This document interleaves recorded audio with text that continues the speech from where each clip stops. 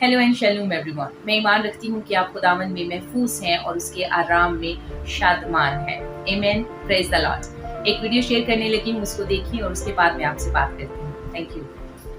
मुझे बताएं कि आपका ताल्लुक क्रिश्चियन कम्युनिटी से है। अगर किसी कोई मुस्लिम लड़का आपको पसंद आ जाता है तो क्या आप उससे शादी करेंगी? फैमिली को कन्विंस करेंगी? फैमिली मान जाएगी? आप नहीं रुक जाएंगी कि ये मुस्लिम है? नहीं नहीं, ऐसे है कि मज़हब में इशू बन जाता है। मतलब हम लोग अपनी प्रेयर्स करते हैं। ये नहीं कि मुस्लिम अच्छे नहीं हैं, अच्छे हैं, बहुत अच्छे हैं। मेरी बहुत सारी फ्रेंड्स भी हैं, मेरे कोलीग्स भी हैं, ऑफिस में हम बैठते हैं, हम जॉब भी इसी मुस्लिम कम्युनिटी में करते हैं। लेकिन ये है कि ये फिर वो सारा फिर ये कि प्रेयर्स वगैरह में प्रॉब्लम्स आती है। हर एक का अपना अपना अंदाज होता है, अपना अपना प्रेयर करने का होता है। ये मतलब शादी की जिस तरह नहीं मानेंगे कभी भी। शादी का प्रपोजल आप बात करें तो उस पर मैं एग्री नहीं होंगी, क्योंकि इसकी रीज़न ये है कि जो हमारा मज़हब है, सबसे फर्स्ट ऑफ ऑल तो हमारा जो मज़हब है वो इस बात की इजाज़त नहीं देता। इजाज़त इसलिए देता क्योंकि कलाम मुक़द्दस में साफ तौर से लिखा गया तुम गैर कौमों में शादी ना करो। तो मुस्लिम फ्रेंड्स हैं आपके? जी हैं, मेरे काफ़ी मुस्लिम फ्रेंड्स हैं। मतलब कैसे हैं? अच्छे हैं? जी अच्छे हैं, सारी अच्छी हैं। अस्सलाम वालेकुम, आप देख रहे हैं पंजाब एरो टीवी। मैं हूँ वजिया नजम। इस वक्त मैं रीगल चर्च में मौजूद हूँ। आज का टॉपिक जो है वो बहुत ही डिफरेंट है और बहुत ही इंटरेस्टिंग भी है यकीनन। आज मेरा सवाल यहाँ पे आईवी क्रिश्चियन कम्युनिटी से ये है कि अगर उनके बेटा या बेटी में से या किसी भी लड़का लड़की को किसी मुस्लिम लड़के या लड़की से मोहब्बत हो जाती है तो क्या वो इस बात को प्रायोरिटी देंगे या इंपॉर्टेंट समझेंगे कि उससे शादी कर ली, या पेरेंट्स अपने बच्चों को रोकेंगे कि हमारा मजहब का जो डिफरेंस है हमने उसको देखना। जी, वीडियो देखिए आपने, जहाँ पर एक गैर मसीही लड़की चर्च में जाकर वहाँ पर मसीही लड़कों से और लड़कियों से क्वेश्चन कर रही है कि क्या मसीही लड़के और लड़कियाँ गैर अक़वामी शादी कर सकती हैं या नहीं। पहली बात, आई अप्रिशिएट जिन्होंने अच्छे से आंसर किया। दूसरी बात, हर कोई इतना मैच्योर नहीं होता कि कैमरे के सामने आकर प्रॉपर आंसर कर सके। सो इन बातों को जो भी उन्होंने कही है वो बहुत ज़्यादा सीरियस लेने की ज़रूरत नहीं है। तीसरी बात, हम लोगों के माइंड इस तरह से ट्रेन ज़रूर होने चाहिए कि रैंडमली हमसे इस तरह से क्वेश्चन किया जाए तो हमें जवाब देना आना चाहिए। सो ये पेरेंट्स की जिम्मेदारी बनती है। इस पर काफ़ी वीडियोस मैं बना चुकी हूँ जो मेरे पेज पर straight from the Bible with Naila के नाम से यूट्यूब पर भी मिल जाएगा। इसके अलावा फेसबुक पर भी है, तो वहाँ से आप डिटेल वीडियो ले सकते हैं। लेकिन इस वीडियो में मैं बहुत डिटेल में बात नहीं करूँगी। सिंपल बात ये बताना चाहूँगी कि बाइबल मुकद्दस के मुताबिक गैर अक़वामी शादियाँ हराम है। सिंपल और सीधा आंसर इसका यही है। फिर से कहती हूँ, हराम है, हराम है, हराम है, नहीं कर सकते। इसके बारे में थोड़ी सी डिटेल बताने से पहले एक बात जो शायद बहुत ज़्यादा अहमियत नहीं रखती हमारी नज़र में, लेकिन अहमियत रखनी चाहिए कि एक मसीही मुकद्दस मकाम पर ये क्वेश्चन करने के लिए लाइक मीडिया वालों को अलाउ ही नहीं होना चाहिए था कि आप किस तरह से एक मसीही मकाम पर आकर गैर मसीहियों से शादी के बारे में क्वेश्चन कर सकते हैं। तो चर्च के मेंबरान को बहुत ज़्यादा कॉन्शियस होना चाहिए कि इस तरह की चीज़ें ऐसे कैसे पॉसिबल हो सकती हैं and how you can allow them कि ये यहाँ पर आके इस तरह की चीज़ें करें। ज़्यादा नहीं कर सकते तो गैर कौम के लोगों से ही सीख लें कि वो अपनी मुकद्दस जगहों पर इस तरह की एक्टिविटीज़ को अलाउ नहीं करते, और स्पेशली गैर मसीही बातों को आप अलाउ कर रहे हैं तो ये तो बियरेबल ही नहीं होना चाहिए। एक मसीही पोटेंसी होती है, गैरत होती है, वो जागनी चाहिए हमारी। मैं ये नहीं कह रही कि लड़ाई झगड़े एंड डिशूम स्टार्ट हो जाए। आई एम सिंपली सेइंग कि मसीही गैरत ये है कि आप जो चीज़ें कलाम के मुताबिक हैं वो तो अलाउ करें ऐसी जगहों पर, और जो चीज़ें नहीं हैं सिंपली भाई उनके आगे हाथ जोड़ लें, माफ़ी मांग लें, भाई ऐसा नहीं है, हम नहीं कर सकते। तो रिफ्यूज़ करना आना चाहिए, डरने की ज़रूरत नहीं है। जब आप रिफ्यूज़ करते हैं कि चीज़ कलाम के मुताबिक नहीं है, तब भी आप अपने ईमान का इकरार करते हैं और इजहार करते हैं। और बाइबल मुकद्दस फरमाती है कि जो लोगों के सामने मेरा इकरार करेगा मैं खुदा के सामने उसका इकरार करूँगा। जीसस क्राइस्ट के अल्फाज हैं। और जो इनकार करेगा, डरेगा, मैं भी खुदा के सामने उसका इनकार करूँगा।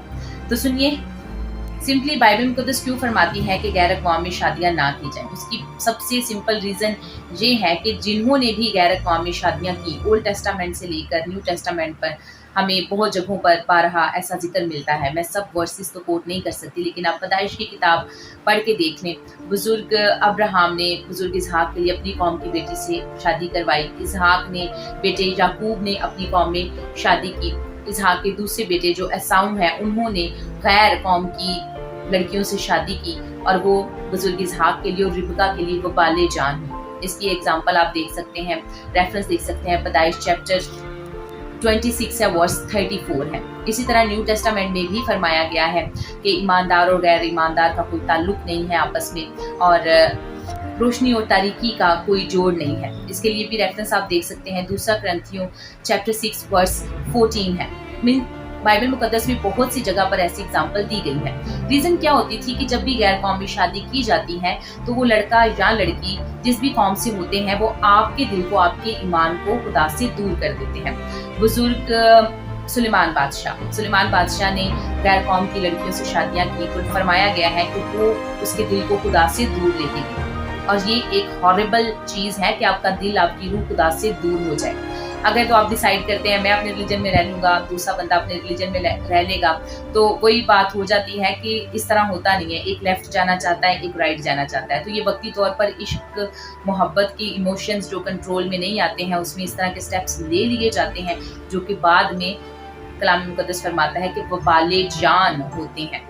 जिद करके अगर आप इस तरह के स्टेप्स लेते हैं तो ज़बूर की किताब में लिखा है कि उसने उनकी दिल की ख्वाहिशों के मुताबिक उनकी ख्वाहिशें पूरी कर दी, लेकिन पहले भी बताया कि वबाले जान हुई, मीन्स वक्ती तौर पे ख्वाहिश 1-2 महीने, 1 साल, 2 साल के लिए पूरी हो के अच्छे से ज़िंदगी गुजर रही है और उसके बाद जीना ही अजाब हो जाए, तो उससे बेहतर है कि ऐसा ना हो। बाइबल मुकद्दस फरमाती है कि ऐसी नस्लें बर्बाद हो जाती हैं और खुदा उन नस्लों के खिलाफ हो जाता है, और ना सिर्फ खिलाफ होता है बल्कि उन नस्लों को ख़त्म तक कर दिया गया जो खुदा के मुताबिक और कलाम के मुताबिक नहीं थी। ना सिर्फ आप अपने गुनाहगार ठहरते हैं बल्कि अपनी नस्लों के भी गुनाहगार ठहरते, ना सिर्फ आप अपने गुनाहगार ठहरते हैं बल्कि अपनी आने वाली नस्लों के भी गुनाहगार ठहरते हैं, और नस्ल दर नस्ल ये गुनाह आगे ट्रांसफ़र होता है।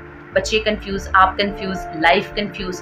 तो इससे अच्छा है थोड़ी देर के लिए इश्क मोहब्बत को रो के, इमोशंस को खुदा के हाथ में दे के उसकी मदद के साथ दफना दिया जाए, और खुदा की मर्जी के मुताबिक सिंपल एक ही तरीका है। कोई लड़की, कोई लड़का आपके लिए एक अच्छा लाइफ पार्टनर साबित हो सकता है, नहीं, उसको बाइबल मुकद्दस के मुताबिक परखें, देखें कि वो क्या एक अच्छा मसीही, एक अच्छा बेटा मसीही है, एक अच्छी बेटी मसीही है या नहीं है।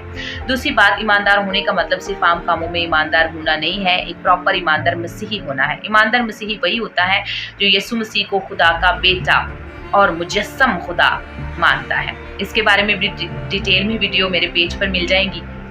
एक और क्वेश्चन किया जाता है कि क्या मतलब गैर कौम के लोग मसीही बेटियों से ही शादियां करते हैं, वो अपनी बेटियां क्यों नहीं देते हैं? रीज़न उसकी ये है कि जो नस्लें होती हैं वो मेल्स से रन करती हैं। अगर मसीही बेटी गैर कौम में जाएगी तो उनकी नस्लों को, उनके ईमान को कोई फ़र्क नहीं पड़ता है, वो अपने ईमान के मुताबिक उस ज़िंदगी को प्रॉपर गुजार सकते हैं। एक लाइफ डिस्टर्ब होगी तो एक फ़ीमेल की होगी, ज़्यादा इशू नहीं होगा। अगर वो फीमेल खुदा के कलाम के मुताबिक ट्रेन नहीं है तो वो उसको अपने ईमान में ले आएंगे। सिंपल, बच्चे उनके रिलीजन के रहेंगे, कोई प्रॉब्लम क्रिएट नहीं होगी। अपनी बेटी मसीहियों में इस वजह से नहीं दे सकते क्योंकि जो मसीही लड़का होगा वो अपनी नस्ल को अपने ईमान के मुताबिक लेकर चलेगा। तो अगर वो बेटी यहाँ पर आती है तो वो अपनी नस्ल को जो पैदा करेगी वो मसीही नस्ल कहलाएगी। सो इस तरह से चीज़ों को डिफ्रेंशिएट किया जाता है। सो हमें विजडम के साथ, शाऊर के साथ चीज़ों को सोचना चाहिए कि चीज़ें किस तरह से हैं। देखें, प्यार, मोहब्बत, इश्क ये नॉर्मल चीज़ें हैं, होता है सब कुछ, लेकिन हमारे लिए जो परखने की प्रायोरिटी चीज़ है वो कलाम मुकद्दस है।